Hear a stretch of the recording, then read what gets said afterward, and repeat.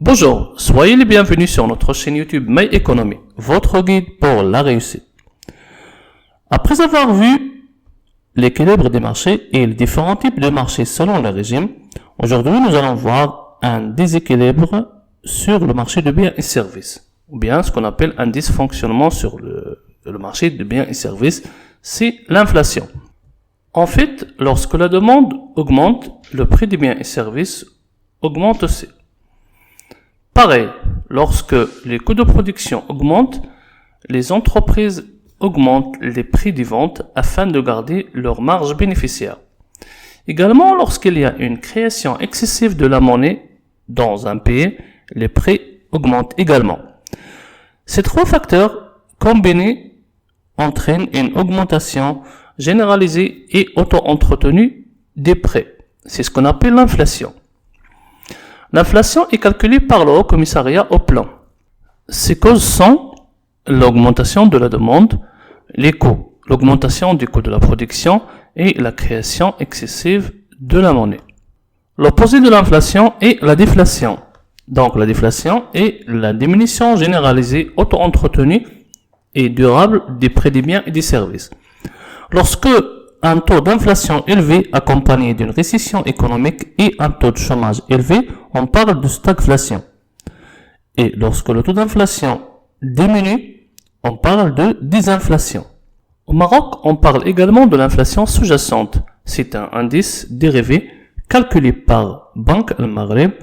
Il exclut les produits subventionnés par l'État, par exemple le sucre et le gaz, les produits administrés par l'État, et les produits à prix volatile, comme par exemple le poulet. L'inflation a des conséquences négatives sur l'économie, comme par exemple la diminution du pouvoir d'achat, également la diminution des revenus fixes pour ceux qui ont des revenus fixes, et également l'aggravation du déficit commercial, parce que les exportations deviennent trop chères. Donc, ils seront moins compétitifs par rapport aux pays concurrents. Sauf que l'inflation n'a pas que des effets négatifs, elle a également des effets positifs, à savoir l'augmentation des recettes fiscales de l'État.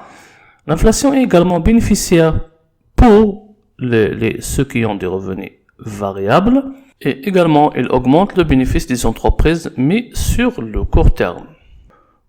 Le taux d'inflation au Maroc est calculé par le taux de variation de l'IPC, c'est-à-dire l'IPC de la période 1 moins l'IPC de la période 0 divisé par l'IPC de la période 0 fois 100.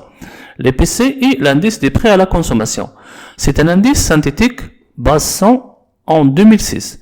Il est calculé par l'indice de l'Aspers en chaîne sur un champ géographique de 17 grandes villes en utilisant 478 articles et 1067 variétés de produits. L'indice des prix à la consommation est calculé par le segment ou bien la somme des indices fois la pondération divisée par la somme des pondérations. La pondération, c'est la part de dépenses consacrées à la consommation d'un groupe de biens. Cette pondération est calculée sur la base d'une enquête effectuée en 2006-2007, actualisée en 2014. J'espère que cette vidéo vous sera utile. Dans les vidéos suivantes, nous allons voir le deuxième déséquilibre sur le marché, le chômage. À bientôt!